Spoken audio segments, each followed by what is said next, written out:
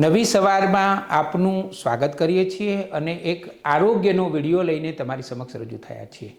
મિત્રો, મને કોઈ પૂછે કે આ દુનિયામાં હૃદય રોગના સૌથી ઉત્તમ ડૉક્ટર કોણ, અને એ પણ ગુજરાતમાં કે ભારતમાં નહીં, સમગ્ર વિશ્વમાં, તો હું જવાબ આપું કે ડૉક્ટર દુધીબેન.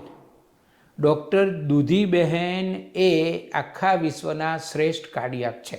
આ ડૉક્ટર દુધીબેને ગાંધીનગરના એક માજીના જીવનમાં કેવો ચમત્કાર કર્યો હતો, અને એમનું ઢીલું પડી ગયેલું, નબળું પડી ગયેલું, એટેક આવી ગયો હતો એવું હૃદય કેવું જબરજસ્ત મજબૂત કરી દીધું હતું, એની વાત કરવાની છે. મારા એક મિત્ર છે, એમનું નામ છે ડીજી ચૌધરી.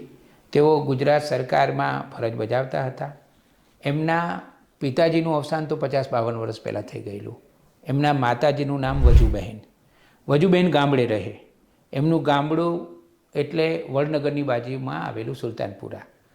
ડીજી ચૌધરી સાહેબને નોકરી મળી એટલે એમને તો ગાંધીનગર રહેવું પડે, અને વજુબહેન એમના માતાજી ગામડે રહે.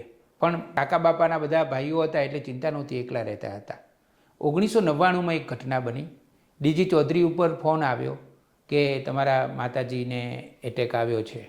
એટલે ચૌધરી સાહેબ બાઇક લઈને ઉડતા 1.5 કલાકમાં વિસનગર પહોંચ્યા.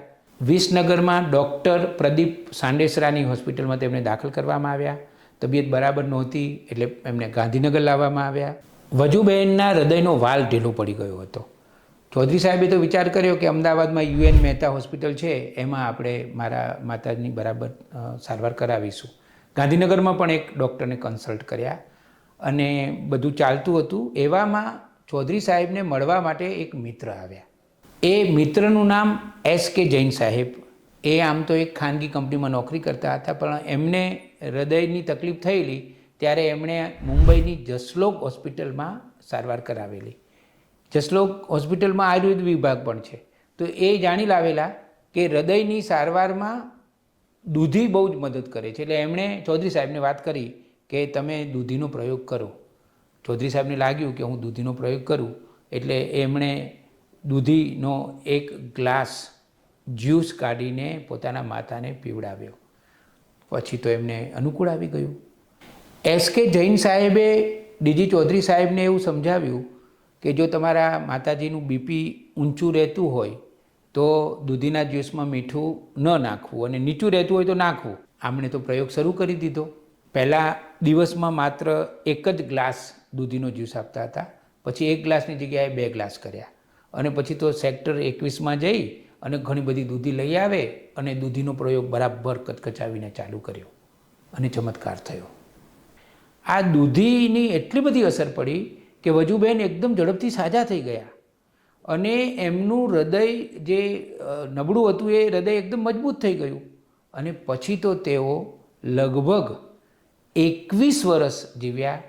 96 વર્ષે જ્યારે વજુબહેને આ પૃથ્વી પરથી વિદાય લીધી ત્યારે એકદમ એ અડીખમ હતા, ખખડધજ હતા અને મજબૂત હતા. ડીજી ચૌધરીએ મને કહ્યું હતું એ મહિનાઓમાં મેં મારા માતાને આશરે 400 કિલો દૂધીનો જ્યુસ પીવડાવી દીધો હશે. આ દૂધી છે એ હૃદયને મજબૂત કરનારી છે. મિત્રો, મેં આ સ્ટોરી લખી થોડા વર્ષો પહેલાં અને સોશિયલ મીડિયામાં ગઈ, ફેસબુક ઉપર મૂકી, પછી વોટ્સઅપ ઉપર ગઈ, જનકલ્યાણમાં અને બીજા ઘણા બધા મારી કોલમોમાં પણ આ છપાઈ. પછી આખા ગુજરાતમાંથી મને એટલા બધા ફોન આવ્યા અને બધાએ મને માહિતી આપી. વડોદરાના એક ભાઈએ કહ્યું કે હું તો એકદમ ઊભો પણ નહોતો થઈ શકતો અને મને મારું હૃદય અત્યંત નબળું પડી ગયું હતું, પણ આ દૂધીને કારણે જ અત્યારે હું એકદમ ઉત્તમ જીવન જીવી રહ્યો છું.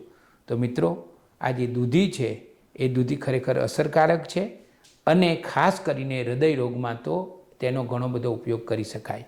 પણ મિત્રો, આ વિડીયો જોયા પછી આંખો મીચીને તમારું હૃદય એકદમ ઢીલું હોય કે તમને બીજી તકલીફ હોય અને તમે દૂધીનો પ્રયોગ કરો એવું હું સલાહભર્યું કહેતો નથી તમને. હા, તમારા કોઈ વૈદ્યરાજની કે ડૉક્ટરની સલાહ લઈને તમે ચોક્કસ કરજો. મને અત્યાર સુધી મોટી સંખ્યામાં એવા દર્દીઓ મળ્યા છે જેમણે કહ્યું હોય કે દૂધીને કારણે તેમનું હૃદય અત્યંત મજબૂત બન્યું હોય. એ વાત તો સાવ સાચી જ છે.